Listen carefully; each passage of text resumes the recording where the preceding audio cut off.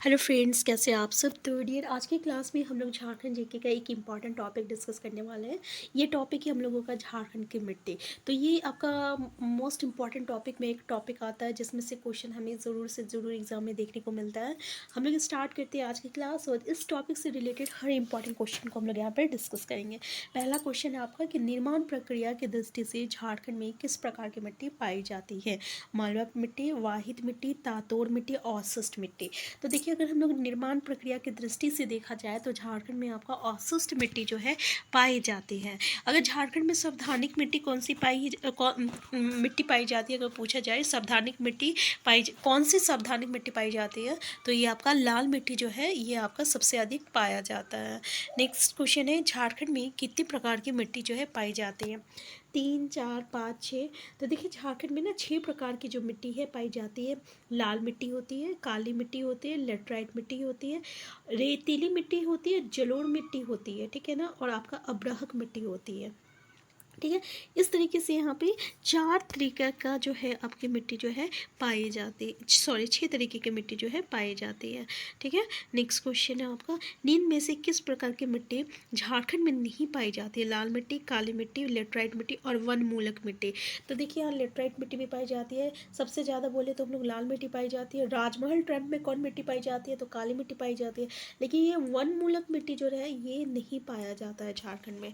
ठीक है, next question में है आपका कि झारखंड में अधिकांश भाग में किस प्रकार की मिट्टी पाई जाती है। काली मिट्टी, जलोढ़ मिट्टी, लाल मिट्टी और लेटराइट मिट्टी। तो अभी हम लोग इसको जस्ट डिस्कस किए थे कि संवैधानिक कौन सी मिट्टी पाई जाती है, तो ये आपके लाल मिट्टी पाई जाती है, जो कि लगभग छोटा नागपुर के लगभग 90% भाग में यही मिट्टी पाई जाती है। और दामोदर घाटी का जो गुडवाना क्षेत्र है और राजमहल जो है, इसको छोड़कर अगर देखा जाए तो संपूर्ण छोटा नागपुर में आपका लाल मिट्टी पाई जाती है। ठीक है, अगर पूछ दिया जाए कि छोटा नागपुर में कौन सी मिट्टी पाई जाती है क्षेत्र में, छोटा नागपुर क्षेत्र में, तो ये आपकी लाल मिट्टी पाई जाती है। कितने प्रतिशत भाग पे लाल मिट्टी पाई जाती है छोटा नागपुर पे, तो 90% भाग पे जो है आपका लाल मिट्टी पाई जाती है। अगर सिर्फ हम लोग दामोदर घाटी के गोंडवाना क्षेत्र को, राजमहल के उच्च भूमि को देखें, तो उसके अलावा जितनी भी भूमि है आपका सब छोटा नागपुर क्षेत्र में आपकी जो कि लाल मिट्टी जहाँ पाया जाता है। नेक्स्ट है, झारखंड की कौन सी मिट्टी नीस एवं ग्रेनाइट चट्टानों के अवशेष से बनी है, इसलिए कम उपजाऊ होती है। लाल मिट्टी, काली मिट्टी, लेटराइट मिट्टी, अब्रहक मूलक मिट्टी। तो देखिए, लाल मिट्टी जो है आपका नीस और ग्रेनाइट के अवशेष से जो रहता है ये बना हुआ रहता है, इसको लाल मिट्टी है। और इसमें जो है आपका नाइट्रोजन, फॉस्फेरस, ह्यूमस जो रहता है बहुत ही कम मात्रा में रहता है। इसी के कारण इसका उर्वरक शक्ति जो रहती है बहुत ही कम होती है। ठीक है ना, क्या क्या कम रहता है, नाइट्रोजन, फॉस्फेरस और ह्यूमस। नेक्स्ट है, कौन सी मिट्टी झारखंड में चने धान के लिए उपयुक्त मानी जाती है। काली मिट्टी, लाल मिट्टी, रेतीली मिट्टी और जलोढ़ मिट्टी। तो देखिए, धान और चने के लिए ना आपका ये काली मिट्टी जो है ना ये आपका मतलब कि उपयुक्त मानी जाती है। ठीक है ना, क्या मानी जाती है, काली मिट्टी मानी जाती है। ये जो है ना बेसाल्ट के अपश्रयन से निर्मित होता है, से बना हुआ रहता है। ठीक है, और ये मिट्टी जो रहता है धान और चने के लिए की खेती के लिए बहुत ही उपयुक्त होती है। नेक्स्ट क्वेश्चन है आपका कि झारखंड में काली मिट्टी का विस्तार निम्न में से किस क्षेत्रों में है। किस क्षेत्रों में है, पूर्वी हजारीबाग में, धनबाद में, पलामू का दक्षिणी क्षेत्र में और आपका राजमहल पहाड़ी में। तो आंसर हो जाएगा आपका आंसर डी, राजमहल पहाड़ी हो जाएगा। पूर्वी हजारीबाग, धनबाद, पलामू का दक्षिणी क्षेत्र और आपका राजमहल पहाड़ी। तो हम लोग पहले ही बताए थे आपको ना कि राजमहल पहाड़ी में जो है काली मिट्टी पाई जाती है, तो आंसर डी इसका करेक्ट आंसर हो जाएगा। नेक्स्ट क्वेश्चन है आपका कि रांची के पश्चिमी क्षेत्र, पलामू के दक्षिणी क्षेत्र, संथाल परगना के पूर्वी क्षेत्र, राजमहल के क्षेत्र, सिंहभूम के ढाल भूमि के दक्षिणी पूर्वी क्षेत्र में ऐसी ही मिट्टी पाई जाती है और ये मिट्टी कृषि की दृष्टि से उपयुक्त नहीं है। उपयुक्त कथन किस प्रकार की मिट्टी के बारे में जो है बताया जा रहा है। तो देखिए, ये जितने भी अभी हम लोग क्षेत्र पढ़े, ठीक है ना, इस क्षेत्र में जो है ना आपका लेटराइट मिट्टी जो है पाई जाती है और ये जो है आपका मिट्टी की दृष्टि से आपका उपयुक्त नहीं है। ठीक है, में ऐसी ही मिट्टी पाई जाती है और ये मिट्टी कृषि की दृष्टि से उपयुक्त नहीं है, सॉरी। तो आंसर सी हो जाएगा, सी लेटराइट हो जाएगा। तो लेटराइट जो है ना, ये आपका कृषि की दृष्टि से जो है उपयुक्त नहीं माना जाता है, ठीक है। तो आंसर सी हो जाएगा। नेक्स्ट क्वेश्चन है आपका, अब्रहक मूलक मिट्टी निम्न क्षेत्रों में किन क्षेत्रों में पाई जाती है? कोडरमा और मांडू, बड़कागांव, चतरा। तो ये जो है ना कोडरमा में पाया जाता है, ठीक है। अब्रहक मूलक मिट्टी जो है ना, ये मूल रूप से कोडरमा में पाया जाता है। तो ये भी क्वेश्चन इंपॉर्टेंट है, याद कर रख सकते हैं इसको, ठीक है। निम्न में से किस प्रकार की मिट्टी झारखंड में मोटे अनाज के लिए उपयुक्त है? देखिए ये भी अच्छा क्वेश्चन है। जलोढ़ मिट्टी, रेतीली मिट्टी, अब्रहक मूलक मिट्टी, लेटराइट मिट्टी। तो रेथलाइट मिट्टी जो रहता है ना, सबसे पहले ये देखिए, ये पूर्वी हजारीबाग और धनबाद में पाया जाता है। और ये जो मिट्टी है ना, ये आपका लेटराइट मिट्टी, ये लाल और पीले रंग का मिश्रण इसमें पाया जाता है। और ये मिट्टी जो होती है ना, आपके मोटे अनाज के लिए जो रहता है उपयुक्त माना जाता है, ठीक है। तो मोटे अनाज के लिए कौन सी मिट्टी उपयुक्त होता है? रेतीली मिट्टी उपयुक्त होती है, ठीक है। और ये रेतीली मिट्टी जो है आपका कहाँ है? तो हजारीबाग में और धनबाद में है। नेक्स्ट क्वेश्चन है आपका कि झारखंड में पाई जाने वाली मिट्टियों में कौन सी मिट्टी सबसे नवीन मिट्टी है? जलोढ़ मिट्टी, रेतीली मिट्टी, अब्रहक मूलक मिट्टी, लेटराइट मिट्टी। तो देखिए यहाँ पे नवीन मिट्टी, जलोढ़ मिट्टी, रेतीली मिट्टी, अब्रहक मूलक मिट्टी और लेटराइट मिट्टी में से कौन सी मिट्टी जो है सबसे नवीन मिट्टी है? तो याद रखिएगा, सबसे नवीन मिट्टी जो है ना, ये आपका जलोढ़ मिट्टी है। तो जलोढ़ मिट्टी जो है झारखंड में पाई जाने वाली सबसे नवीन मिट्टी है।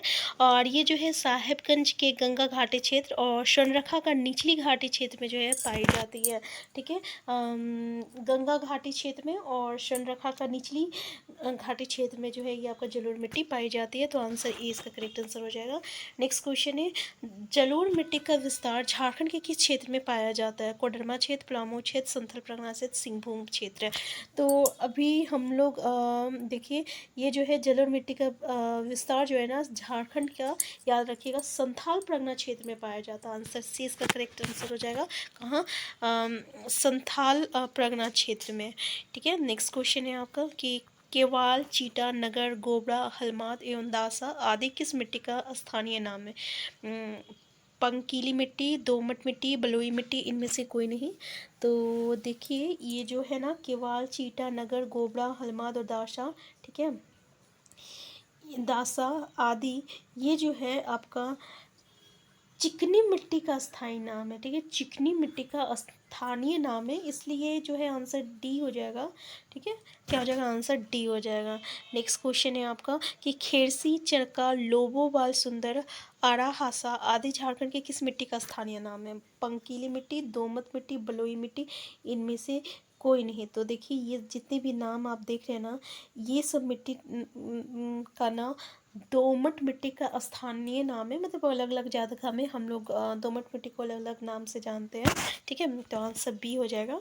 नेक्स्ट क्वेश्चन है आपका कि बाला, गोरिस, जाड़िया, गिटाल, हासा आदि झारखंड के किस मिट्टी का स्थानीय नाम है? पंकीली मिट्टी, दोमट मिट्टी, बलुई मिट्टी और इनमें से कोई नहीं। तो आंसर याद रखिएगा, बाला, गौरीस और जाड़िया, गिटाल हासा, ये सब जो है ना आपको बलुई मिट्टी का स्थानीय नाम है, ठीक है। आंसर सी हो जाएगा।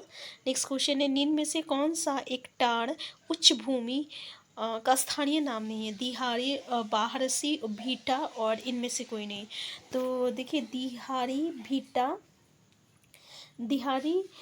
भीटा और ये जो है बाहरसी, ठीक है, बाहरसी, ये सब जो है ना टार उच्च भूमि का जो है आपका स्थानीय नाम है। टार हम लोग कहते हैं, उच्च भूमि को कहते हैं, ठीक है। जो उठा हुआ जो भूमि रहता है उसको टार कहते हैं।